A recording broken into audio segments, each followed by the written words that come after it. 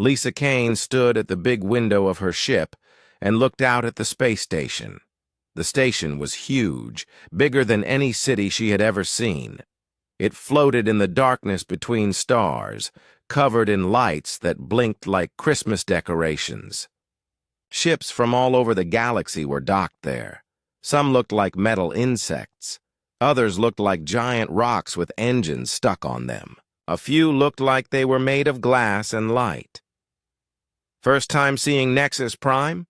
asked Captain Jake Morrison, walking up behind her. He was the captain of their ship, the Defiance Edge.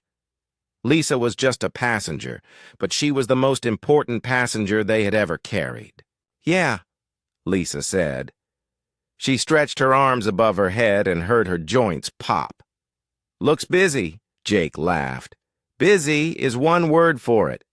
Every 50 years, all the smart aliens in the galaxy come here for the tournament. Winner gets to make new rules about who can trade where and who gets which planets." Lisa nodded and kept looking out the window. She could see other ships arriving. One ship looked like a giant seashell. Another looked like it was made of living wood. She had read about all the different alien races, but seeing their ships was different. It made everything feel real. "You nervous?" Jake asked. Lisa turned and looked at him. She was not very tall, maybe 5 feet 6 inches. She had brown hair that she kept in a simple ponytail. Her uniform was clean but not fancy. She looked like a normal person, not like someone who was about to fight the strongest warriors from 12 different alien races. "Should I be?" she asked. Jake shrugged. "Well, the last guy who represented Earth lasted about 10 seconds. The guy before that lasted 15 seconds. The aliens think we're weak." "Good," Lisa said. "Let them think that." 2 hours later, Lisa stood in a big room with aliens she had only seen in pictures before. The ceiling was so high she could not see the top. The walls were covered in screens showing the faces of millions of aliens from all over the galaxy. They were all here to watch the tournament. The other fighters stood in a circle. Lisa looked at each one. There was Commander Thrak from the Mordian Empire. He was 7 feet tall and covered in green scales that looked like armor. His teeth were as long as her fingers. When he breathed, smoke came out of his nose. Next to him stood Velocity Prime from the Speed Cult. She moved so fast that Lisa could barely see her. 1 second she was standing still, the next second she was on the other side of the room. Her skin was silver and her eyes glowed blue. There was also Stone Crusher from the Rock People. He was 8 feet tall and looked like he was made of gray stone. When he walked, the floor shook. His fists were bigger than Lisa's head. The other fighters were just as scary. Bug Queen from the Hive had 6 arms and eyes like black mirrors. Ice Walker from the Frozen Worlds had blue skin and breathed out cold air. Thunder Roar from the Storm Planet had electricity running under his skin. They all looked at Lisa and made sounds that might have been laughing. She was the smallest fighter there. She was also the only one who looked normal. In the center of the room stood Archon Vex, the tournament master. He was 12 feet tall and made of blue crystal that glowed from inside. His voice sounded like music mixed with thunder. "Welcome, warriors of the galaxy," Archon Vex said. "You are here to prove which race is strongest. The rules are simple. 1 fighter at a time, no weapons except what your bodies can do naturally. Fight until one gives up or cannot continue. The winner faces the next fighter. Last one standing wins for their entire race." Lisa raised her hand. "Question." All the aliens turned to look at her. Some made hissing sounds, others clicked their teeth or claws. "Yes, human?" Archon Vex asked. "How long do these fights usually last?" The shortest fight in tournament history was 12 minutes, Archon Vex said. The longest was 6 hours. Lisa nodded. Got it, thanks. Commander Thrak stepped forward. His scales rattled like coins in a jar. I will fight the soft human first. This will be quick. Works for me, Lisa said. She walked to the center of the fighting area and started doing simple stretches. She bent down and touched her toes. She rolled her shoulders. She turned her head left and right until her neck made small popping sounds. The aliens in the watching area made more sounds. Lisa could not understand their languages, but she was pretty sure they were making jokes about her. Commander Thrak walked into the fighting circle. He was so big that Lisa had to look up to see his face. He showed his teeth, which were sharp, like knives. He flexed his claws, which came out of his fingers like small swords. You should give up now, little human, he said. I have killed warriors twice your size. Lisa yawned. It was not a fake yawn to make him angry. She was actually a little tired. The trip to the station had been long, and she had not slept well on the ship. Are you going to talk all day, or are we going to fight? She asked. Because if this is going to take a while, I might need a coffee break. Commander Thrak roared. The sound was so loud that dust fell from the ceiling. He charged at Lisa with his claws out and his mouth open, showing all his sharp teeth. Lisa sidestepped. Commander Thrak ran past her and hit the wall. The wall cracked. Oops, Lisa said. Try again. Commander Thrak turned around and charged again. This time, Lisa grabbed his arm as he went by and used his own speed to throw him across the room. He landed hard on his back with a sound like a car crash. Lisa walked over to where he was lying. You okay? Commander Thrak tried to get up, but Lisa put one foot on his chest and pushed him back down. She was not pushing hard, but he could not. Move! I give up, he said. Lisa stepped back and helped him stand up. Good fight. The entire room was quiet. Lisa looked around at all the aliens staring at her. So, she said, who's next? News about Lisa's first fight spread through the space station faster than light. Within an hour, every alien on Nexus Prime had seen the video.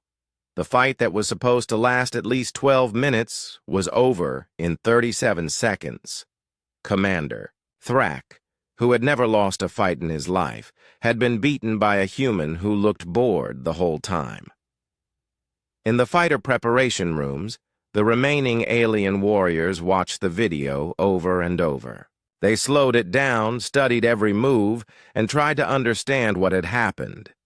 But it did not make sense. Lisa moved like she knew exactly what Thrak was going to do before he did it. She was not faster than him or stronger than him, but somehow she was always in the right place at the right time. Bug Queen clicked her mandibles together, which was how her people showed worry. The human fights like she has done this before. She has only been in space for 3 years, said Ice Walker. Her people just learned how to leave their planet. How can she be so good? Stone Crusher hit the wall with his fist, making a hole. It was luck, nothing more. But deep down, all the fighters were starting to worry. Humans were supposed to be weak. That was what everyone knew. They had no claws, no armor, no special powers. They were just soft pink creatures who broke easily. Yet Lisa had made defeating Thrak look as easy as picking up a pencil. Meanwhile, Lisa sat in the human section of the station, eating a sandwich and reading a book. Dr. Elena Rodriguez, the human scientist who had come to study the other races, sat across from her. How do you feel about your first win? Elena asked. Lisa looked up from her book. It was okay. He was trying too hard to scare me instead of actually fighting. The betting pools have changed. The odds were 1,000 to 1 against you this morning. Now they are only 100 to 1, Lisa shrugged. Still pretty bad odds. The other fighters are studying video of your fight. They are trying to figure out your weaknesses. Good luck with that, Lisa said, and went back to her book. The next morning, Lisa's second opponent was announced. Velocity Prime from the Speed Cult stepped into the fighting circle. She had changed her body with technology and drugs to make herself faster than almost anything alive. She could run so fast that she could climb walls and run on the ceiling. Her punches were so quick that most people could not even see them coming. The fighting area was cleared of everything that could break. The walls were covered with soft padding. When Velocity Prime moved at her top speed, she hit things hard enough to break them. Lisa walked into the circle wearing the same simple uniform as yesterday. She had her hair in the same ponytail. She looked like she was going for a walk-in. The park, not fighting someone who could move faster than sound. "This will be different than yesterday," Velocity Prime said. Her voice was high and fast, like she was talking at double speed. "Thrak was slow and stupid. I am neither." "Okay," Lisa said. Velocity Prime started running. She was so fast that she looked like a silver blur. She ran around the edge of the fighting circle, then up the walls, then across the ceiling. She left a trail of light behind her as she moved. The sound of her footsteps was like machine gun fire. Lisa stood in the center of the circle and turned slowly, watching Velocity Prime run around her. She looked calm, like she was watching clouds in the sky. Velocity Prime ran faster. She started making zigzag patterns, trying to confuse Lisa. She would appear on one side, then the other, then above, then below. She moved so fast that there were 5 or 6 afterimages of her at any time. Lisa kept turning slowly, her eyes following something that no one else could see. How is she tracking me? Velocity Prime thought. No one can see me when I move this fast. But Lisa was not trying to see her. She was listening. Every footstep made a sound. Every time Velocity Prime changed direction, her body made a small noise as it moved through the air. Lisa could hear all of it. After 2 minutes of running, Velocity Prime decided to attack. She came at Lisa from behind, moving faster than she had ever moved before. Her fist was aimed at the back of Lisa's head. The punch would have knocked out a normal person instantly. Lisa stepped to the side without looking back. Velocity Prime shot past her and hit the padded wall so hard that she made a hole in it. "How did you know I was coming?" Velocity Prime asked, pulling herself out of the wall. "You were breathing heavy," Lisa said. "Also, you have been running in the same pattern for the last minute. Left, right, up, down, then attack from behind. Pretty predictable." Velocity Prime snarled and attacked again. This time she came from the front, throwing punches so fast that her fists looked like a silver cloud. But none of them hit Lisa. Lisa moved just enough to avoid each punch, never wasting energy on big movements. After 30 seconds of missing every punch, Velocity Prime was getting tired. Moving that fast used up a lot of energy. She was breathing hard and slowing down. Lisa waited until Velocity Prime threw a big overhead punch, then stepped forward and gently pushed her shoulder. Velocity Prime was moving so fast that the tiny push sent her spinning out of control. She crashed to the floor and slid across the room. When she tried to get up, her legs were shaking. She had used up all her energy. "I give up," she gasped. Lisa walked over and helped her stand. "You are really fast. That was impressive." The room was quiet again, but this time the quiet felt different. The first fight might have been luck, but this was something else. Lisa had beaten a fighter who specialized in speed without even moving quickly herself.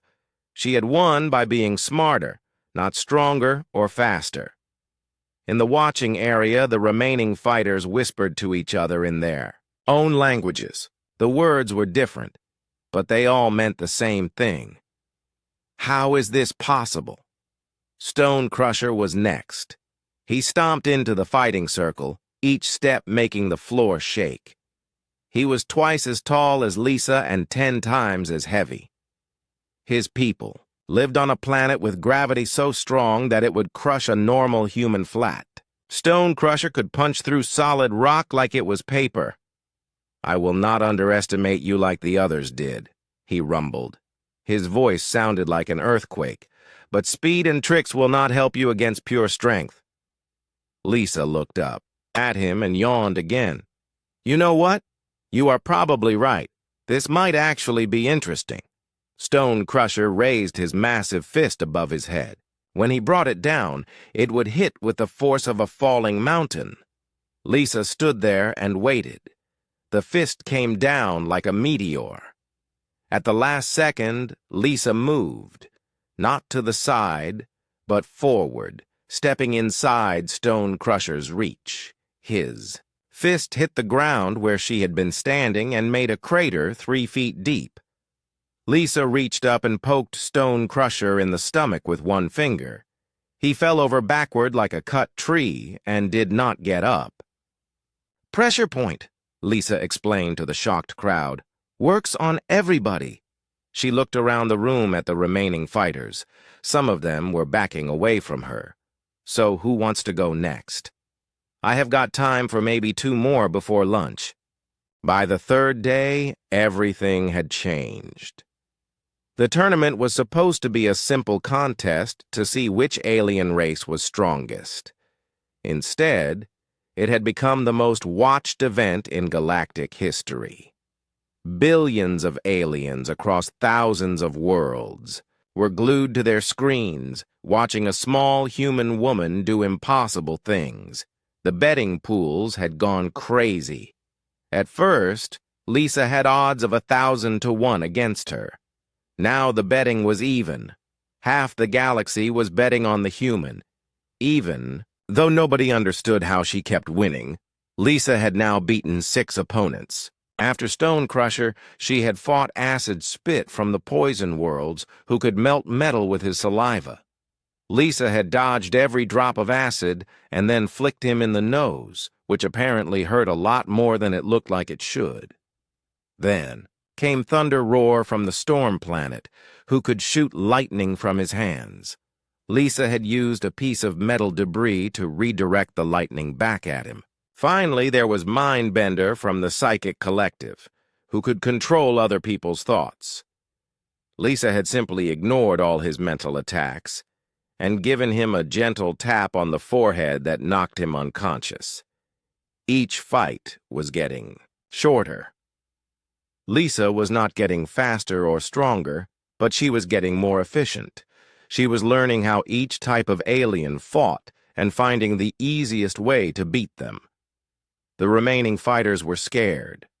They held meetings in their preparation rooms, trying to figure out what to do. Some wanted to work together against Lisa, but the tournament rules said it had to be one-on-one. Others wanted to quit and go home, but that would bring shame to their entire race. Lisa, meanwhile, was having the time of her life.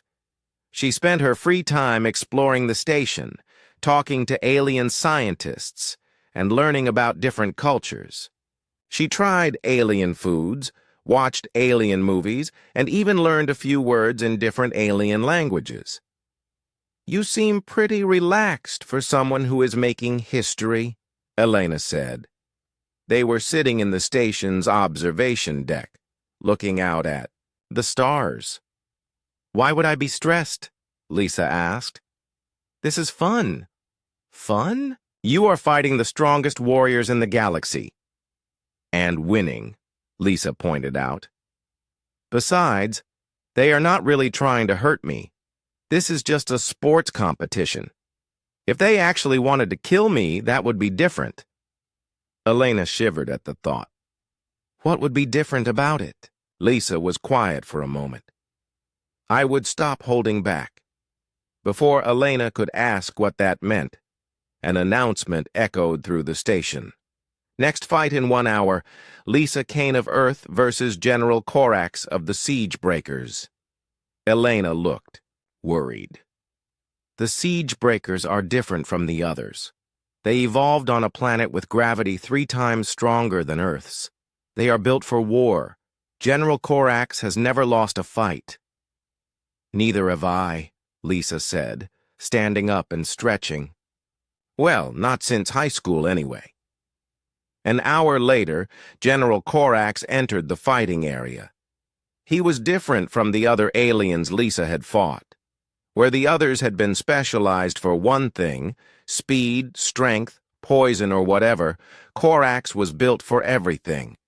He was 7 feet tall with thick armor-like skin.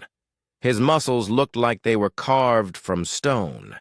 His eyes glowed red, and when he breathed, the air around him got hot.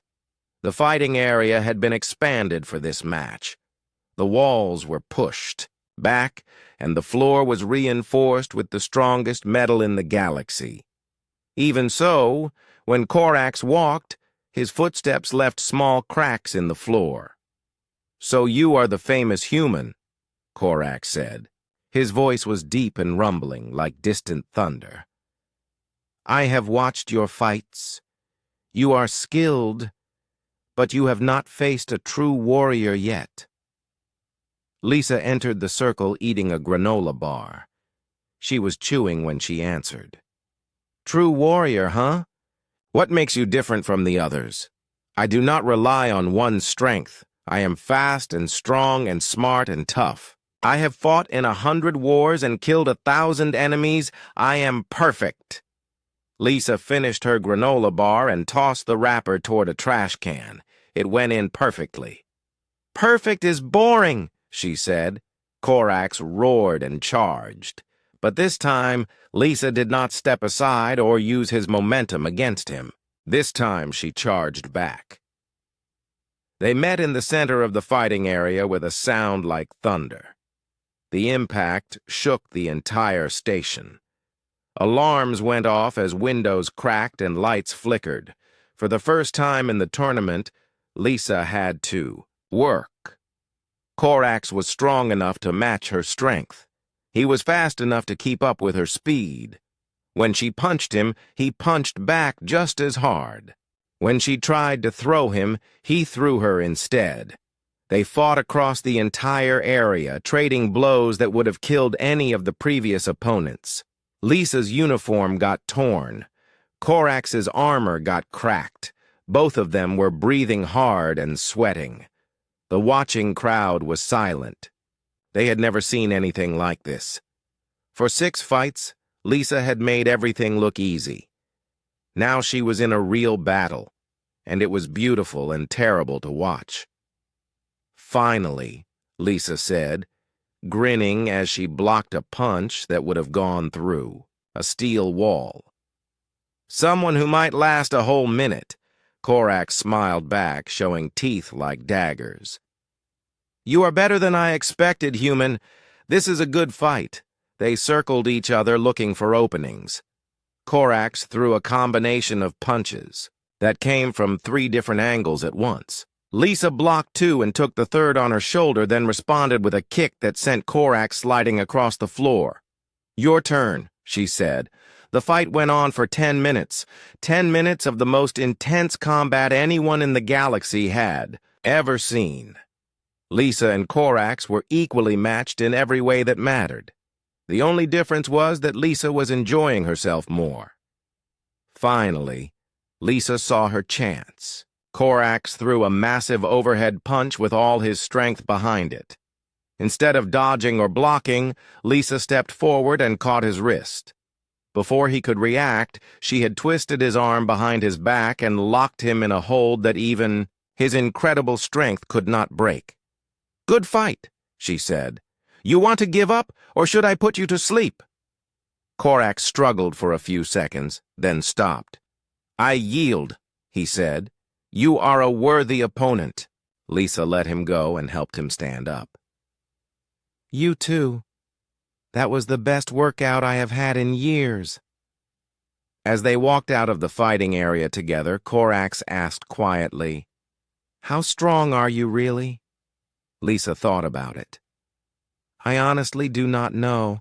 I have never had to find out. The crowd was cheering, but the remaining fighters were not. They had just watched their best warrior get beaten by a human who still looked like she was having fun.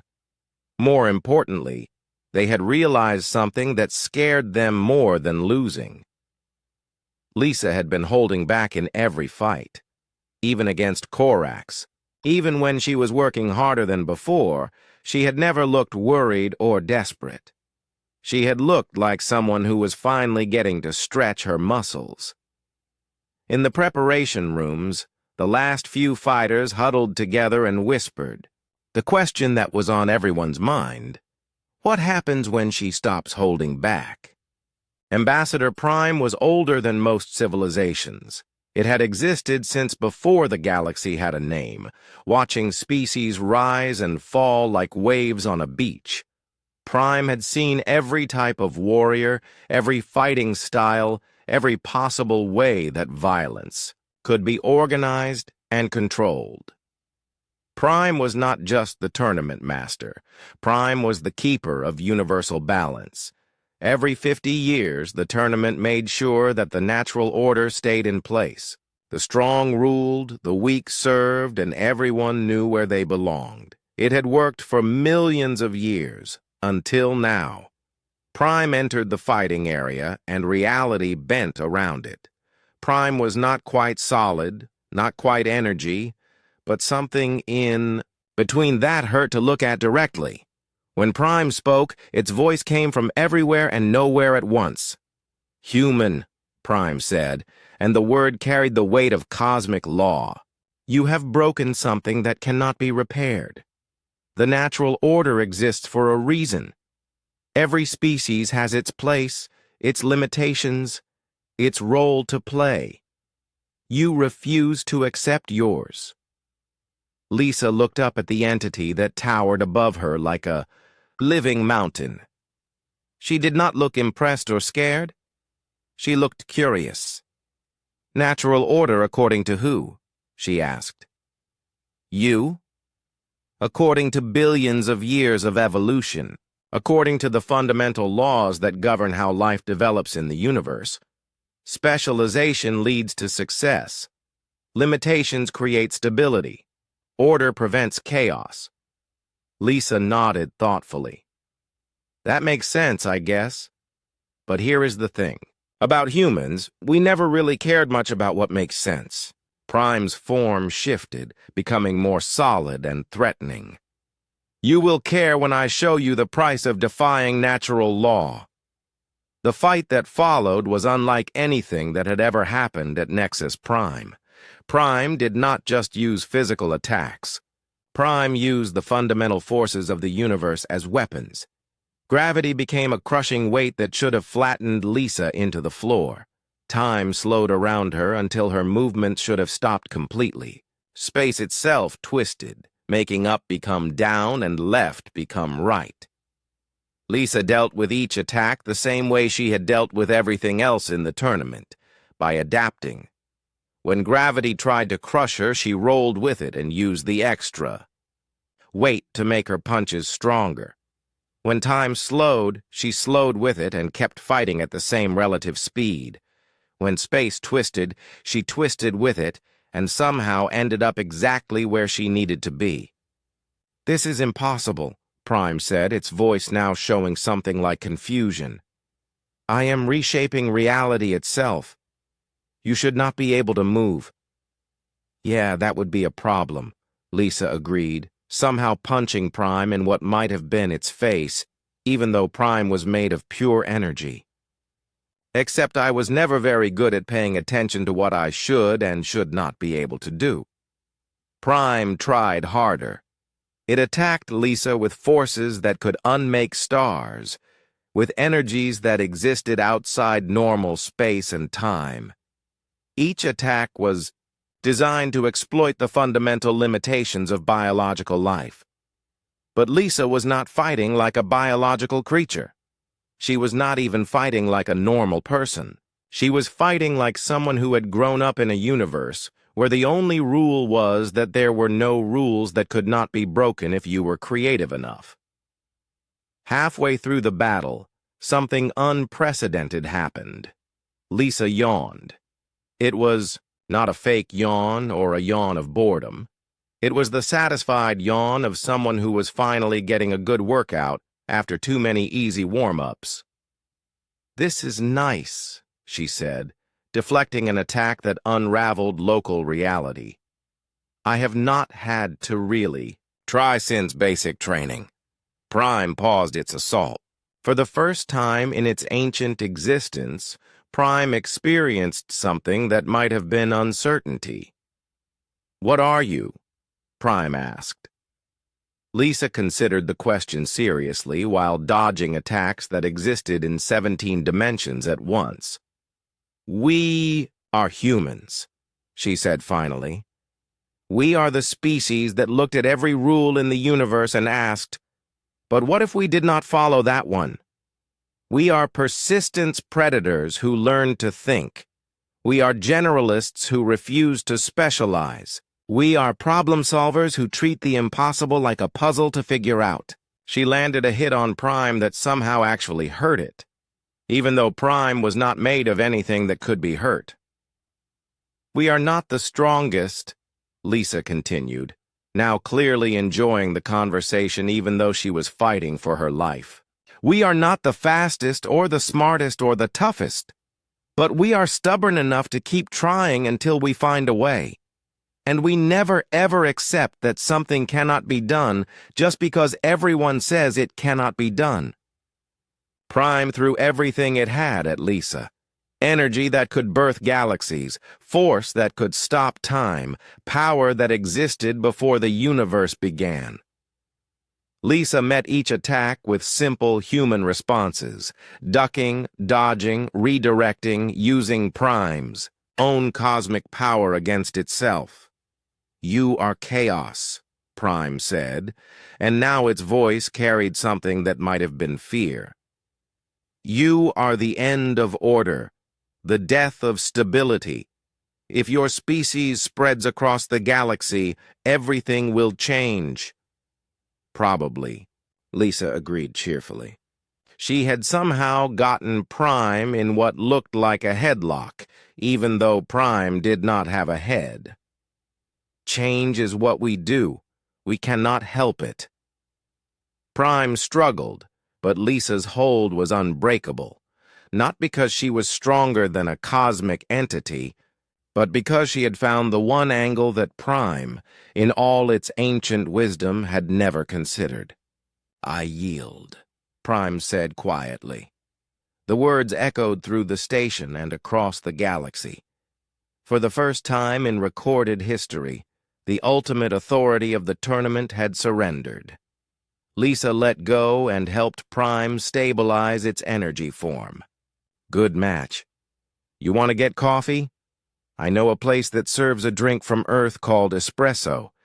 It will change your life." Prime's form flickered with what might have been laughter. "I believe you have already done that." As the news spread across the galaxy, species that had been enemies for thousands of years suddenly found themselves on the same side, all of them trying to figure out what to do about humans. Military alliances formed overnight. Trade agreements were rewritten. Emergency sessions of the Galactic Council were called, but it was too late for any of that to matter. The tournament had been broadcast to every corner of known space. Billions of aliens had watched a single human woman defeat the strongest fighters in the galaxy, then have a friendly conversation with a cosmic entity that had just tried to unmake her from existence. The message was clear. Humans did not just break the rules. They broke the idea that rules had to exist in the first place. 6 months later, the Galactic Council met in emergency session and passed their first unanimous resolution in 3,000 years. Earth was granted full membership in galactic civilization. All territorial disputes involving human colonies were to be resolved in humanity's favor. All trade restrictions were lifted, and under no circumstances was anyone, anywhere, ever supposed to make Lisa Kane actually angry. The resolution passed 347,891 votes to 0, with one abstention from a species that had been too scared to show. Up to the meeting, Lisa Kane, meanwhile, was back on Earth, teaching a self-defense class to a group of 8-year-olds in a community center in Ohio. When a reporter asked her how it felt to single-handedly change the balance of power in the galaxy, she shrugged. "It was okay," she said, "though I still think the coffee at that space station needs work." The reporter asked if she had any plans to return to space for diplomatic missions or more tournaments. Lisa thought about it while watching one of her students successfully pin another student who was twice his size. "Maybe," she said. "Depends on whether they can promise me a better challenge next time." That last guy was just getting interesting when he gave up. Across the galaxy, military leaders who had been watching the interview began updating their contingency plans. Again, the tournament had stopped being about winning and losing. Scientists, philosophers, and military leaders from across the galaxy were now arriving at Nexus Prime every hour. They were not here to watch fights. They were here to study Lisa Kane and figure out what she represented. Dr. Elena Rodriguez found herself giving lectures to alien scientists who had traveled from the other side of the galaxy just to hear her explain human evolution. The meeting rooms were packed with creatures she had only read about in textbooks. "The key thing to understand," Elena said to a room full of aliens taking notes, "is that humans did not evolve to be the best at any one thing. We evolved to be good enough at everything." A tall, thin alien with 4 arms raised one hand. "But specialization is how evolution works. Every successful species becomes perfect at one survival strategy." "Not humans," Elena explained. "We lived in a world that kept changing. Ice ages, volcanic eruptions, droughts, floods. Any species that specialized too much died out when the environment changed. We survived by being adaptable." An alien that looked like a giant butterfly fluttered its wings nervously. "You mean humans evolved to have no weaknesses?" "Not exactly. We have lots of weaknesses.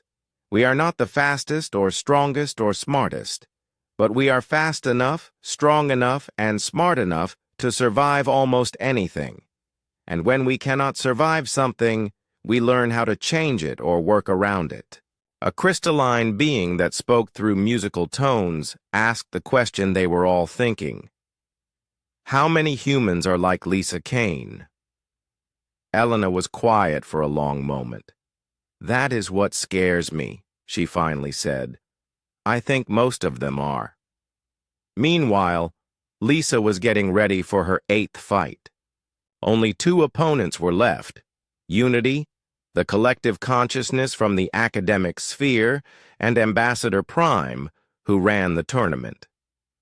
After that, she would have beaten every warrior in the galaxy. Unity was different from all the other fighters. It was not one creature, but thousands of small crystal beings that worked together like a computer. Each crystal could think independently, but together they could process information faster than any single mind in the galaxy. Unity could predict what its opponent would do by calculating millions of possibilities in seconds. When Unity entered the fighting area, it looked like a walking constellation. Thousands of small lights moved together in the shape of a person. When it spoke, its voice sounded like a chorus singing in harmony. "Greetings, Lisa Kane of Earth. We have analyzed all your previous fights. We have calculated 47,392 possible strategies you might use. We have prepared counters for each one. Lisa stretched her neck until it made a small popping sound.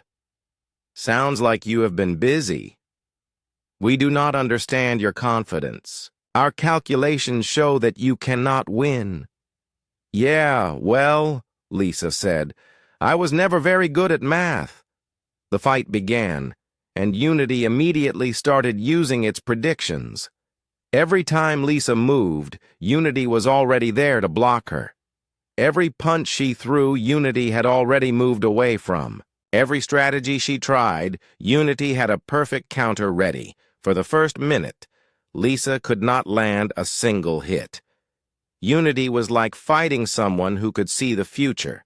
It knew what she was going to do before she did it, but Lisa was not, frustrated.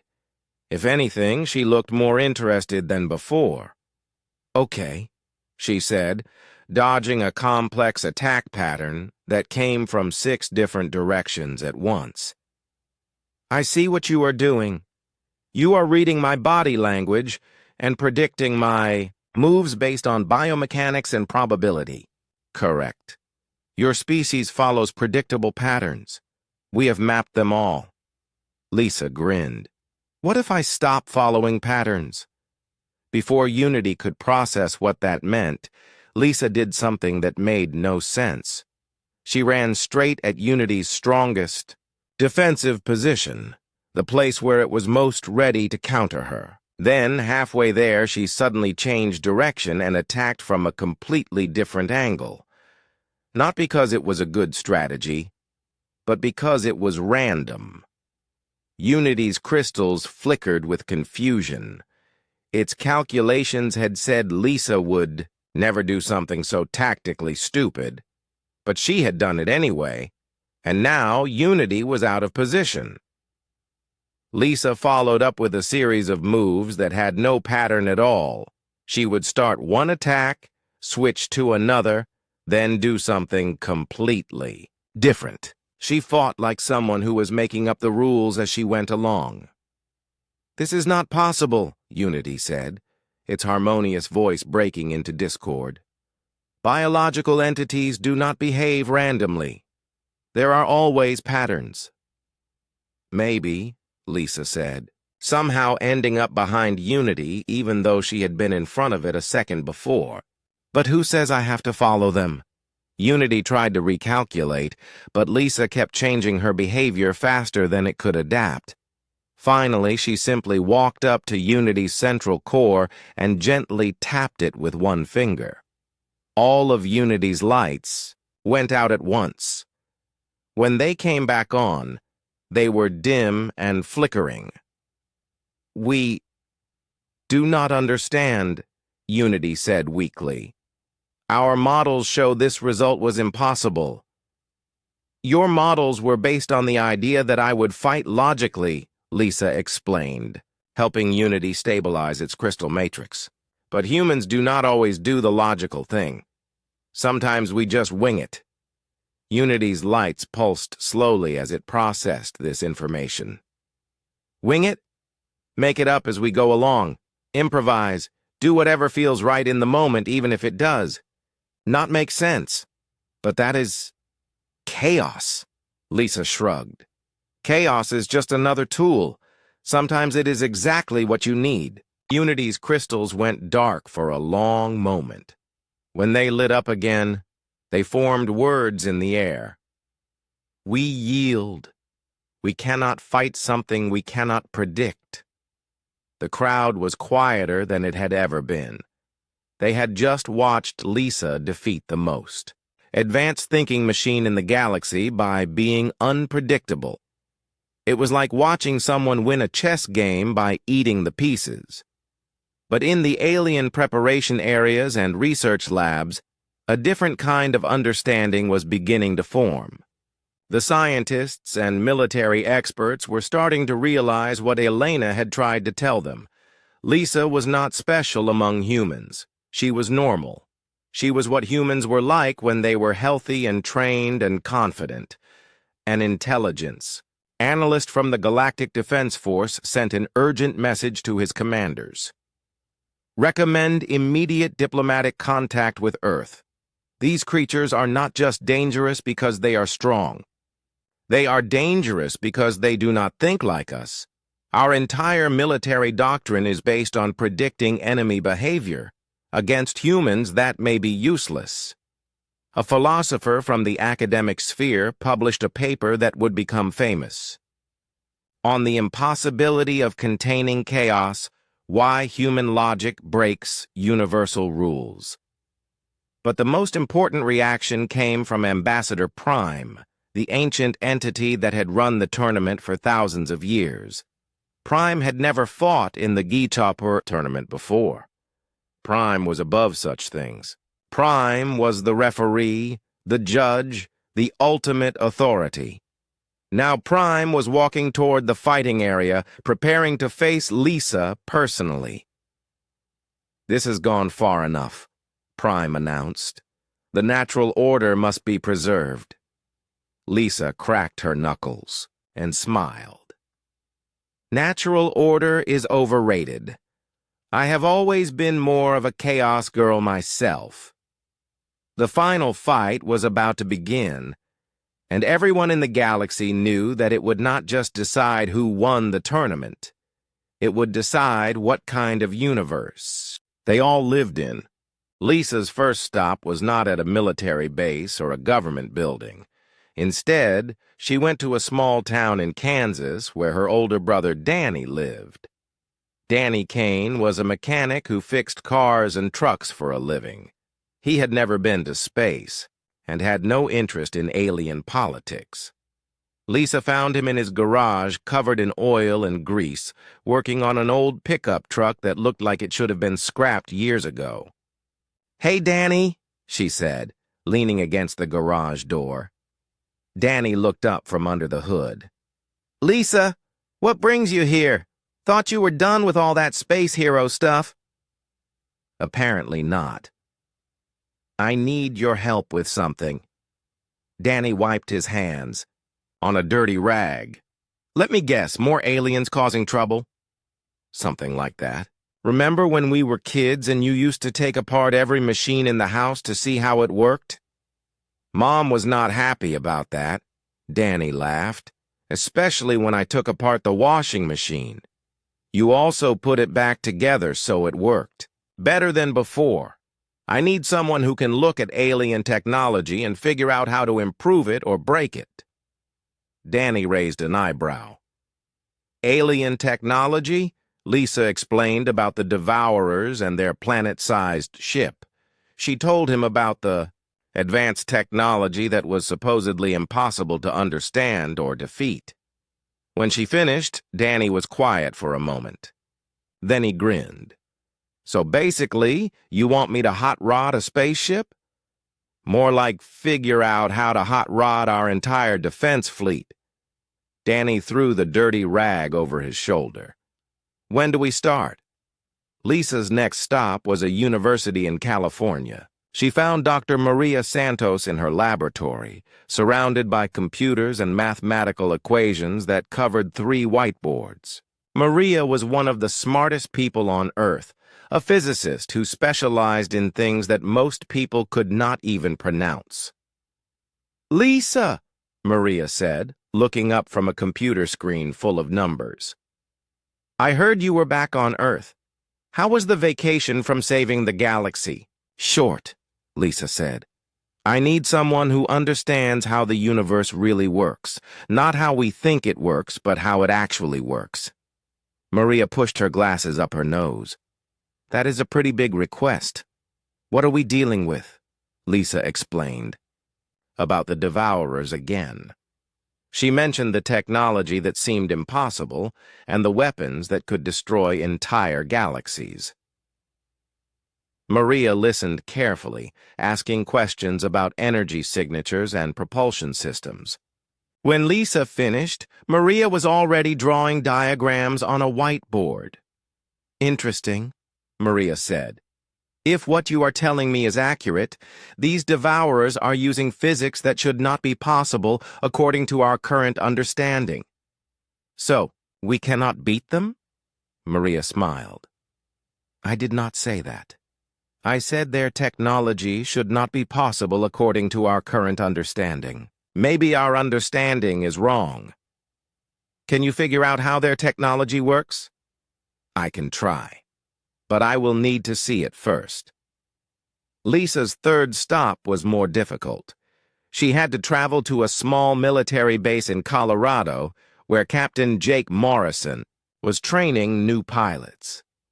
Jake had been with Lisa during the tournament and was one of the few humans who really understood what the galaxy was like.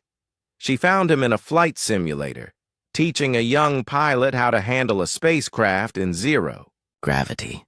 "Nice landing," Jake said to the pilot. "Try not to crash into the space station next time." The pilot climbed out of the simulator, looking embarrassed. "Yes, sir. Sorry, sir." After the pilot left, Jake turned to Lisa. "Let me guess. The galaxy needs saving again?" "How did you know?" "Because you only visit me when something terrible is about to happen. What is it this time?" Lisa told him about the Devourers. Jake listened without interrupting, his expression getting more serious with each detail. "So," Jake said when she finished, "we are facing enemies who can destroy galaxies, and you want me to help you fight them with a few human spaceships and whatever alien allies we can find." "That is about right." Jake was quiet for a moment, then started laughing. "You know what? Why not?" Life was getting boring anyway. 3 days later, Lisa stood on the bridge of the human flagship Defiance Edge, looking out at the largest military fleet in galactic history. Ships from 50 different species had gathered at the edge of human space. Some were as small as fighter jets, others were as big as cities. All of them were crewed by beings who had decided that even a small chance of survival was better than surrendering to the Devourers. General Corax was there with a battle group from the Siege Breakers.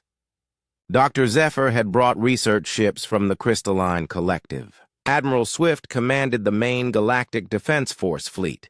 Even Unity had come, its consciousness distributed across a dozen crystal ships, but the most interesting ship in the fleet was also the smallest. Danny had spent 2 days working on a modified human transport ship using alien technology in ways that made the alien engineers nervous. "Are you sure this will work?" Dr. Zephyr asked, looking at Danny's modifications. Danny wiped grease off his hands. "No idea, but it should be fun to find out." Maria was on the bridge, surrounded by computers and sensors that were analyzing data from across the galaxy. She had been studying the Devourer ship for days, trying to understand how it worked. "Any progress?" Lisa asked. Maria looked up from her screens. "Some. The good news is that their technology follows the same basic physical laws as ours. The bad news is that they are using those laws in ways we never thought of. Can we beat them? Maybe. I have some ideas, but they are pretty crazy." Jake was at the navigation station, plotting courses and calculating travel times. "The Devourer. Ship will reach the outer rim of our galaxy in 3 months. We need to intercept them before they get close to any inhabited systems." Lisa nodded. "How long to get there?"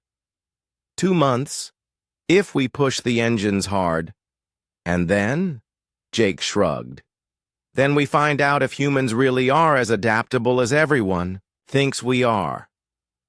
Lisa looked out at the fleet of ships surrounding them.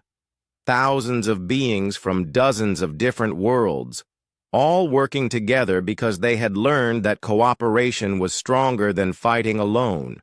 "All right, everyone," she said into the fleet communication system. "Let's go meet these Devourers and show them what happens when they threaten our galaxy." The fleet began moving, hundreds of ships accelerating toward the edge of known space. Behind them, billions of beings watched and waited, hoping that this strange alliance between humans and aliens would be enough to save them all. In her private quarters, Lisa sat down and wrote a letter to her parents. She told them she loved them and that she was proud to be human. She did not mention that she might not come back from this mission. After all, there was no point in worrying them about something that might not happen. Besides, she was starting to get curious about these devourers. Any species that could destroy entire galaxies had to have some interesting tricks. Lisa Kane had always liked learning new tricks. 3 years had passed since the tournament at Nexus Prime. The galaxy was a very different place now. Trade routes that had been closed for centuries were open. Wars that had lasted for thousands of years had ended in peace treaties. Species that had never spoken to each other were now working together on projects that seemed impossible just a few years ago, all because of what one human woman had done in a fighting tournament. Lisa Kane was sitting in a small cafe on Earth, reading the morning news on her tablet. The headlines were about the new joint research station being built by 12 different alien species. They were working together to study something called dark energy, which nobody really understood, but everyone wanted to learn about. "Weird how things change," she said to herself, taking a sip of coffee. The cafe was busy with the usual morning crowd. Office workers getting coffee before work, students studying for exams, elderly people reading newspapers. Normal Earth life, the same as it had been for years. Most people on Earth still did not fully understand what had happened at the tournament or what it meant for the future. The bell above the cafe door chimed, and 3 aliens walked in. This was not unusual anymore. After the tournament, Earth had become a popular destination for alien tourists. They came to see the planet that had produced Lisa Kane, to try human food, to study human culture. Most humans had gotten used to seeing aliens walking around, though some still stared. These 3 aliens were different from the usual tourists. Lisa recognized them immediately. The first was Dr. Zephyr from the Crystalline Collective, one of the smartest beings in the galaxy. The second was General Corax, who Lisa had fought in the tournament. The third was someone Lisa had never met but had heard about, Admiral Swift from the Galactic Defense Force. They spotted Lisa at her corner table and walked over. Dr. Zephyr's crystal body chimed softly as he moved, like wind chimes in a gentle breeze. "Lisa Kane," Dr. Zephyr said, his voice like music. "We need to talk." Lisa gestured to the empty chairs at her table. "Sure. Want some coffee? It is really good here." General Corax sat down carefully, his chair creaking under his weight. "We are not here for social visits, though your coffee is excellent." Admiral Swift remained standing, her 6 arms crossed over her chest. She looked nervous, which was strange because her species was known for being brave in battle. "There is a problem," Admiral Swift said without introduction.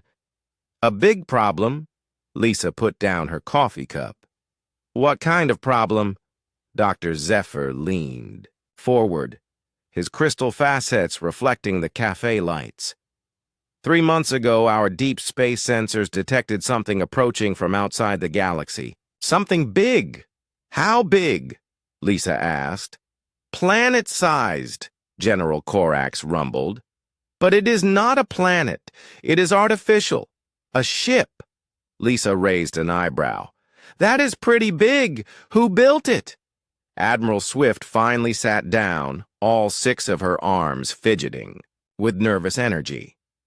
"We do not know.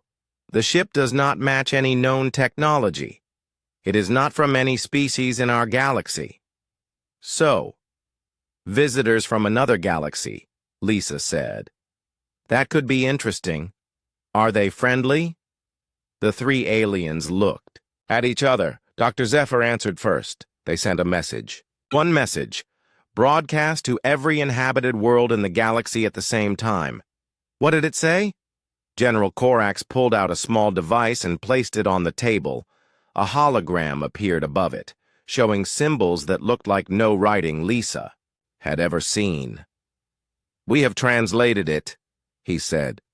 "The message is simple. We are the Devourers. We consume galaxies. Surrender now, and your deaths will be quick." Lisa stared at the hologram for a moment, then leaned back in her chair. "Well, that is not very friendly." "Lisa," Admiral Swift said urgently, "this is serious. These beings have apparently destroyed entire galaxies before ours. Our combined fleets, even working together, might not be enough to stop them." "Might not?" Lisa asked. Dr. Zephyr's crystals dimmed. "Will not. Our analysis of their ship shows technology so advanced that it might as well be magic. They could probably destroy our entire galaxy with that one ship." Lisa nodded thoughtfully and took another sip of coffee. The three aliens watched her, waiting for some kind of reaction. Fear, panic, anger, something. Instead, Lisa looked calm, almost bored. "So," Lisa said finally, "you want humans to help." "We want you to help," Admiral Swift corrected. "The tournament changed everything.